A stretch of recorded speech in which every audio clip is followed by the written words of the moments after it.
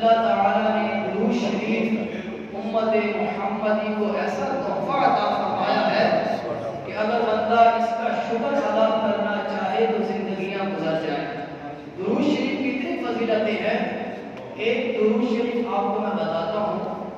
نبی کریم صلی اللہ علیہ وسلم پر درود شریف پڑھنا یہ خوش نصیبوں کا حصہ ہے۔ سبحان اللہ۔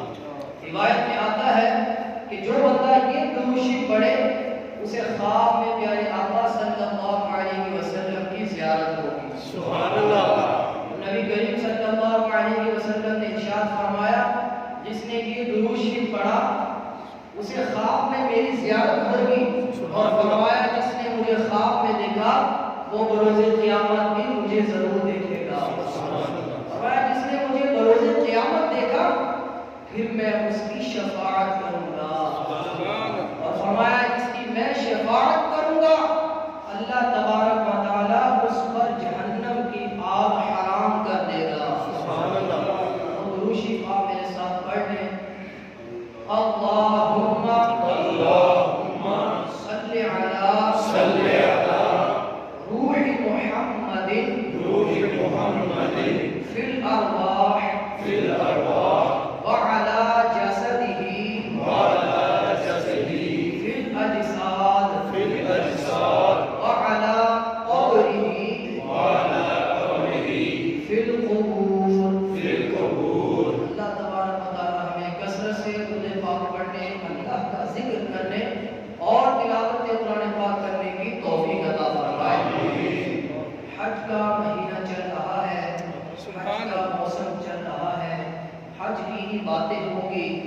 آج انشاءاللہ ہم حج کی قسمیں سنیں گے، اور سب سے افضل حج کون سا ہے، نبی کریم صلی اللہ علیہ وسلم نے کون سا حج فرمایا ہے، اور حج کا طریقہ کیا ہے، کہاں سے کہاں جانا ہے، کب احرام باندھنا ہے۔ تو بنیادی طور پر یاد رکھیے کہ نبی کریم صلی اللہ علیہ وسلم نے ارشاد فرمایا حج کے وسائل سیکھو کیونکہ یہ تمہارے دین کا حصہ ہے۔ سبحان اللہ۔ حج کے وسائل سیکھو یہ تمہارے دین کا حصہ ہے۔ ایک بندہ ہے بڑی محنت کرتا ہے ساری زندگی، اس کی یہ خواہش ہے کہ میں بھی حج کر لوں، میں بھی مکہ المکرمہ، مدینہ المنورہ، مینا، مزدلفہ، عرفات، جمرات کی میں زیارت کر لوں، وہاں خیمے کی بستیاں کیسی لگتی ہیں، کیا رونقیں ہیں، کیا بہاریں ہیں، میں بھی حاجی بن جاؤں، میں بھی یہ فضیلت حاصل کر لوں۔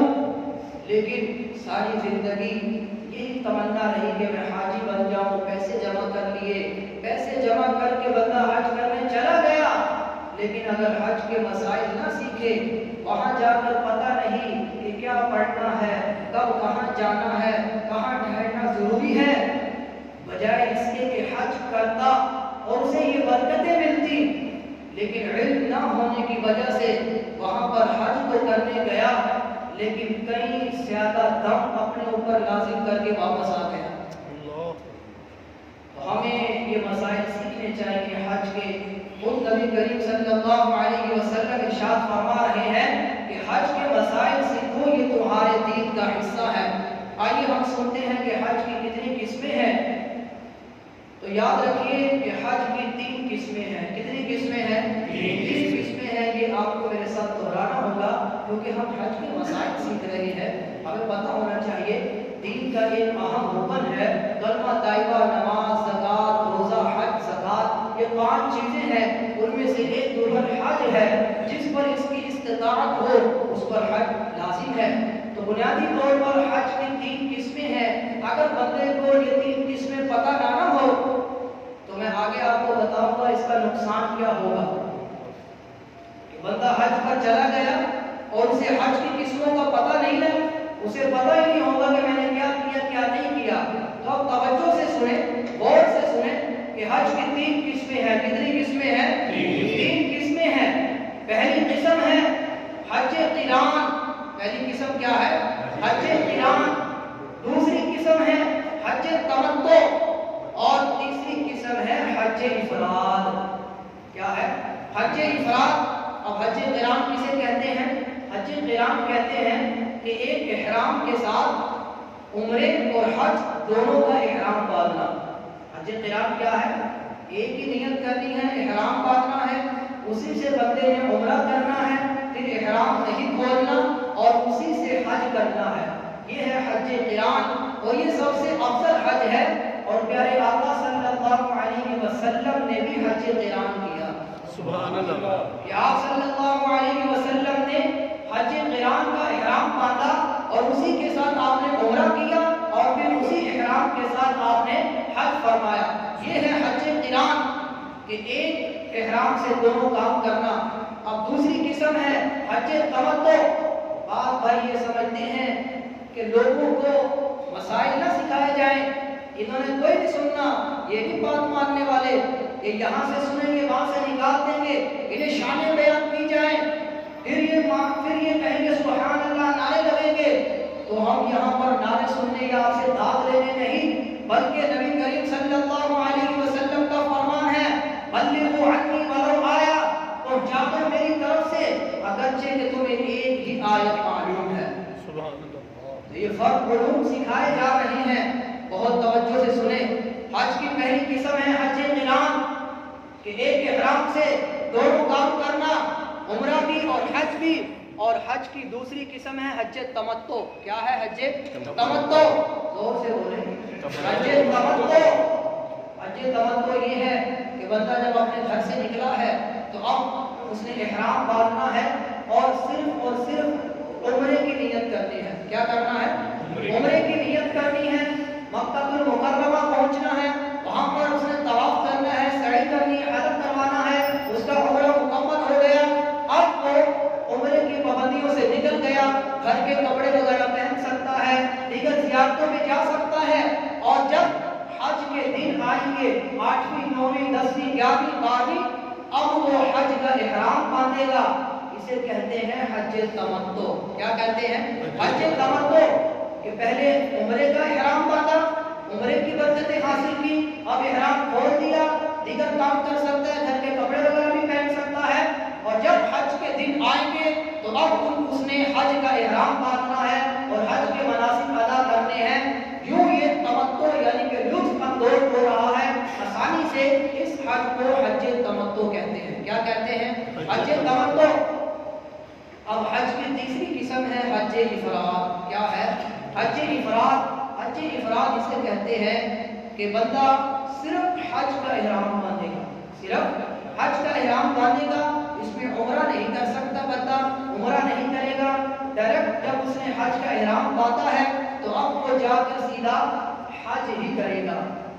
اب بتانے کا مقصد یہ ہے کہ اگر کسی بندے کو حج کی یہ 3 قسمیں نہیں نہ پتا، تو ایک بہت بڑے عالم دین ہے، انہوں نے اپنا واقعہ بتایا، کہتے میں حج پہ جا رہا تھا، بڑے توجہ سے سنیے گا، کہتے میں حج پہ جا رہا تھا، میں نے بھی جہاد میں احرام باندھا ہوا تھا، میرے ساتھ ایک بندہ تھا، اس نے بھی احرام باندھا ہوا تھا، تو میں نے ان سے پوچھا کہ آپ کیا کرنے جا رہے ہیں؟ اس نے کہا میں حج کرنے جا رہا ہوں۔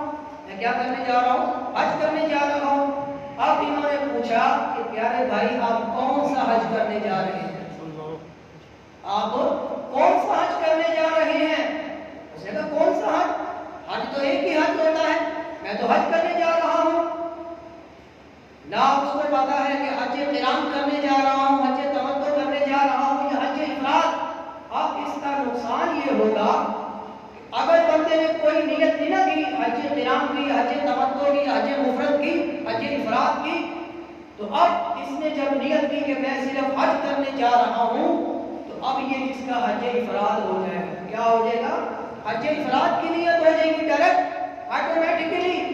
اب ہوگا یہ اگر یہ 25 ذی قعدہ کو گیا، جیسے آج 29 ہے، 25 ذی قعدہ کو گیا یا یکم ذی قعدہ کو گیا، 20 دن پہلے گیا، 25 دن پہلے گیا، 30 دن پہلے گیا، کیونکہ اب نے حج افراد کی نیت کر لی، اب یہ جب تک حج نہیں کرے گا تب تک احرام نہیں کھول سکتا۔ جب تک حج نہیں کر لے گا، قربانی نہیں کر لے گا، حج نہیں کر لے گا، طواف زیارہ نہیں کر لے گا اینڈ تک، تب تک یہ احرام نہیں کھول سکتا، کیونکہ اس نے تو حج افراد کی نیت کر لی، اس میں صرف حج تھا۔ تو یہ بہت بڑا فائدہ ہے کہ اگر بندہ حج کی قسمیں یاد کر لے کو پتا ہو کہ میں نے یہاں سے جانا ہے، کون سے حج کی نیت کرنی ہے۔ عام طور پر جو پاکستان سے مسلمان جاتے ہیں، پاک و ہند سے جاتے ہیں، بنگلہ دیش وغیرہ سے جاتے ہیں، وہ حج تمتع کرتے ہیں کیونکہ وہ 25 دن 20 دن 10 دن پہلے جاتے ہیں۔ وہ یہاں سے عمرے کی نیت کر کے جاتے ہیں، عمرے کا احرام باندھتے ہیں، وہاں پہ عمرہ کرتے ہیں، پھر احرام کی پابندیوں سے نکل جاتے ہیں۔ احرام کی پابندیوں سے نکلنے کے بعد جب حج کے دن آتے ہیں اس وقت وہ حج کا احرام باندھتے ہیں اور حج کرتے ہیں، اور اللہ تعالیٰ انہیں حاجی بنا دیتا ہے۔ اب حج کا ہم طریقہ سنتے ہیں کہ حج کیا ہے، کب کیا کرنا ہے، ذہن نصیب کہ ہم یہاں پر یہ طریقہ سیکھیں اور اگلے سال اللہ تعالیٰ ہمیں بھی حج پہ بلا لے۔ یہی طریقے ہیں، یہی اسباب ہیں۔ بندہ اپنے اندر تڑپ رکھے، ان چیزوں کو سیکھے تو اللہ تعالیٰ بھی برکتیں عطا فرماتا ہے اور ان مقامات کی حاضری بھی عطا فرما دیتا ہے۔ حج بہت آسان ہے، اس کا طریقہ بہت آسان ہے، توجہ رکھنی ہے۔ یاد رکھیے کہ حج کے 5 دن ہیں۔ کتنے دن ہیں؟ 5 دن ہیں۔ ویسے تو قرآن مجید فرقان حمید میں اللہ تعالیٰ نے ارشاد فرمایا الحج اشہر معلومات، کہ حج کے مہینے معلوم ہیں۔ فمن فرض فیہن الحج فلا رفث ولا فسوق ولا جدال فی الحج، فرمایا جس پر حج فرض ہو نہ وہ فسق و فجور کرے نہ وہ جھگڑا کرے۔ اب حج کے مہینے معلوم ہیں، وہ حج کے مہینے کیا ہیں؟ حج کا پہلا مہینہ ہے شوال المکرم۔ کون سا مہینہ ہے؟ شوال المکرم۔ رمضان کے بعد جو آتا ہے جس پہ چھوٹی عید ہوتی ہے وہ شوال کا مہینہ حج کا مہینہ ہے۔ اس سے اگلا مہینہ جو ابھی چل رہا ہے جس کی آخری تاریخ آج ہوگی ذی القعدہ، یہ 2 مہینے ہوں گے، اور تیسرا ہے ذی الحجہ کے پہلے 10 دن۔ کتنے ہیں؟ ذی الحجہ کے پہلے 10 دن، 2 مہینے یہ اور ذی الحجہ کے پہلے 10 دن، یہ حج کے مہینے ہیں۔ اب کسی کے ذہن میں سوال آ سکتا ہے کہ حج تو 5 دن کا ہے، یہ 70 دن کیسے بن گئے؟ تو اب تو جہاز ہے، بندہ ہوائی جہاز میں بیٹھتا ہے، 4-5 گھنٹے لگتے ہیں وہاں پہنچ جاتا ہے۔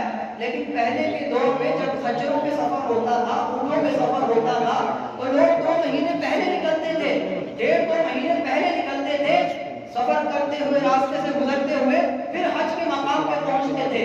تو اس لیے الحج اشہر معلومات، کہ حج کے مہینے معلوم ہے، شوال، ذی القعدہ اور ذی الحج کے پہلے 10 دن، تو یہ حج کے مہینے ہیں۔ اب حج شروع کب سے ہوتا ہے تو یاد رکھیں، بڑی توجہ سے سنیں، اللہ تعالیٰ اس کی برکت سے ہمیں بھی حج نصیب فرمائے۔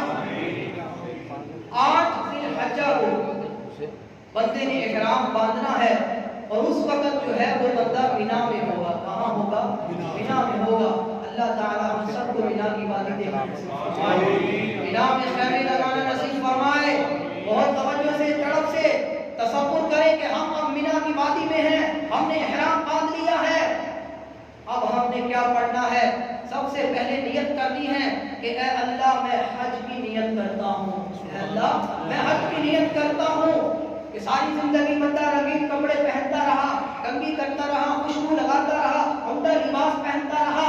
آج وہ دن ہے، مینا کا دن ہے، 8ویں تاریخ ہے، بندے نے صرف 2 سفید چادریں پہنی ہیں، نہ اس نے خوشبو لگانی ہے، اللہ کی بارگاہ میں ہے کہ اے اللہ ساری زندگی میں گناہ کرتا رہا، اب تیری بارگاہ میں عز و نیاز کے ساتھ صرف 2 چادریں میرے تن پر ہیں اور میں خیمے میں ہوں، میں مینا کے میدان میں آ گیا ہوں، اور اب حج کی نیت کرنی ہے۔ اور پھر اس کے بعد کیا پڑھنا ہے؟ لبیک اللہم لبیک لبیک لا شریک لک لبیک ان الحمد والنعمت لک والملک لا شریک لک۔ تلبیہ پڑھنا ہے، دل میں فکر سے رکھنا ہے کہ اللہ میں تیری بارگاہ میں حاضر ہوں۔ اب جب مینا میں احرام باندھ لیا، نیت کر لی، تلبیہ پڑھنا شروع کر دیا، تو مینا میں 5 نمازیں پڑھنا سنت ہے، ظہر، عصر، مغرب، عشاء اور فجر۔ جب بندہ فجر پڑھے گا تو اب کون سا دن ہوگا؟ اب 9ویں کا دن ہوگا نا، فجر شروع ہو گئی، 9ویں کا دن ہے، 5 نمازیں مینا میں پڑھنی ہے، 8 تاریخ ہے۔ 5 نمازیں پڑھنے کے بعد جب فجر پڑھ لی اس نے، اب بندے نے یہاں سے میدان عرفات کی طرف جانا ہے۔ میدان عرفات کیا ہے؟ نبی کریم صلی اللہ علیہ وسلم نے ارشاد فرمایا میدان عرفات میں ظہر کی نماز کے بعد سے لے کر جیسے ظہر کا وقت شروع ہوگا اور اگلے دن فجر کی نماز سے پہلے جو کوئی بندہ احرام کی نیت سے میدان عرفات میں لمحہ بھر بھی اگر رک گیا اللہ تعالیٰ اسے حاجی بنا دے گا۔ یہ رکن ہے حج کا، سب سے رکن اعظم ہے، جسے میدان عرفات کہا جاتا ہے، یوم عرفہ کہا جاتا ہے۔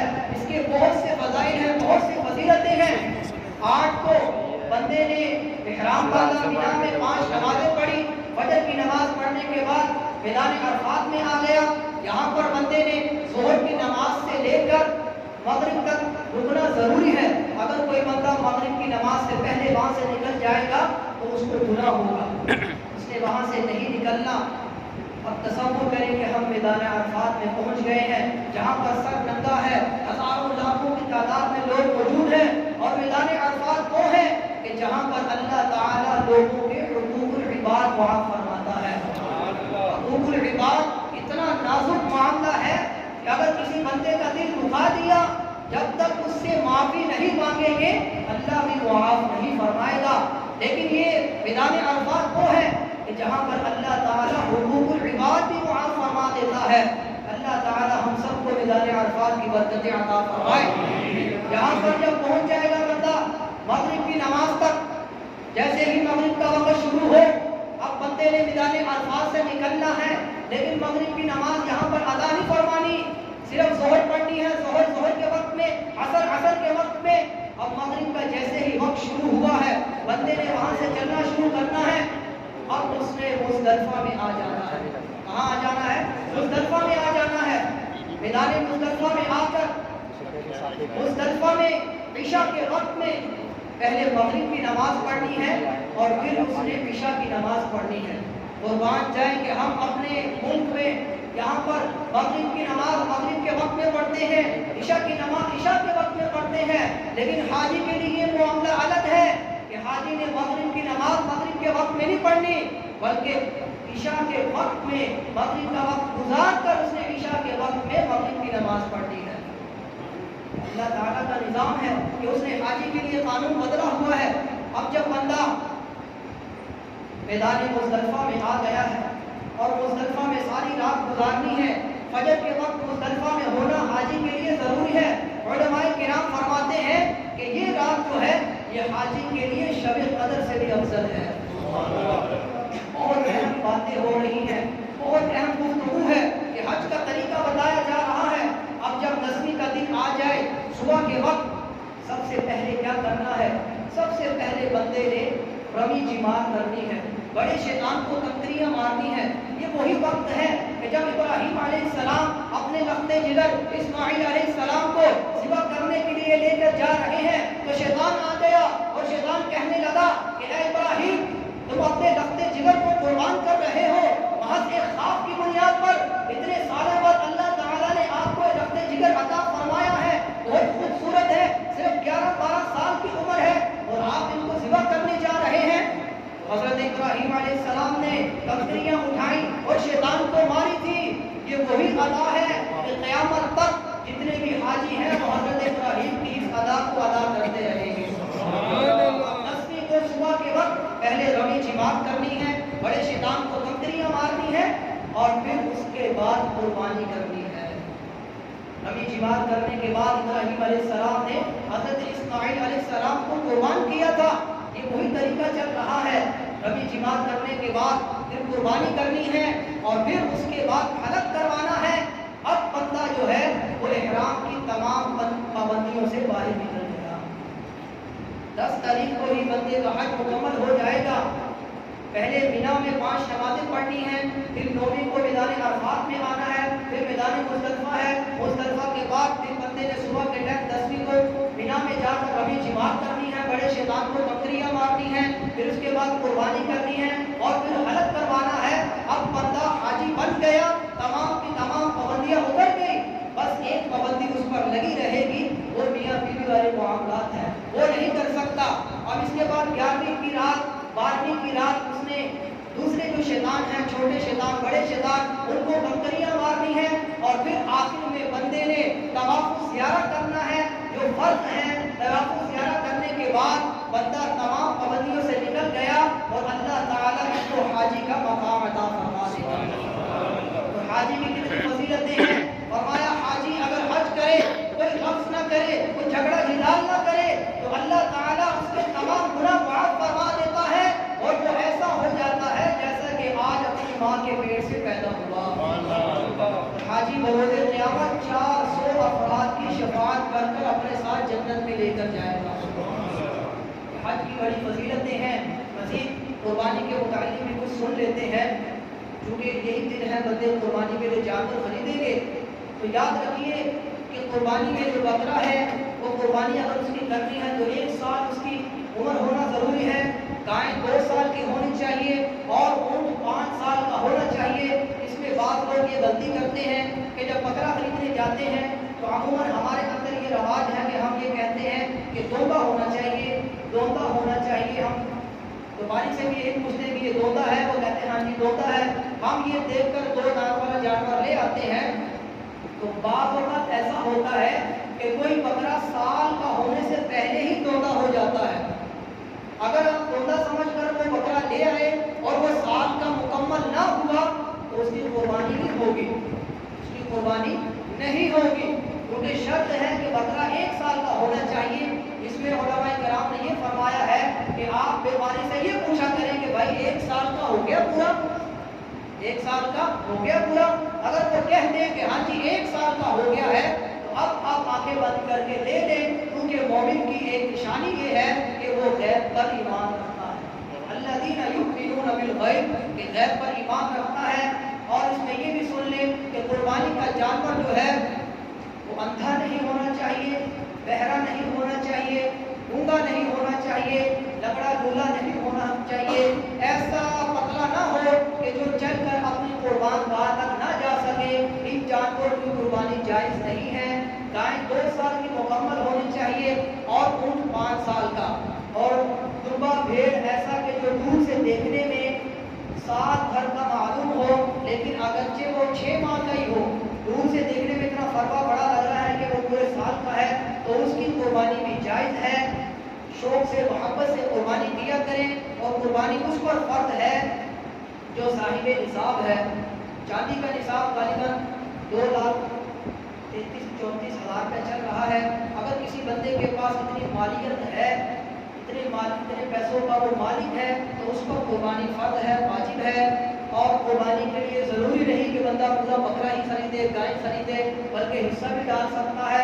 اور اگر کسی بندے کو یہ بھی معلوم ہے کہ ابھی میرے پاس پیسے نہیں، میرے پیسے مل جائیں گے مجھے، یا میں نے قرض دیا ہوا بعد میں مل جائیں گے، تو اس کو ابھی بھی قرض لے کر قربانی کرنا اس پر ضروری ہے کہ بعد میں اس کو پیسے مل جانے ہیں۔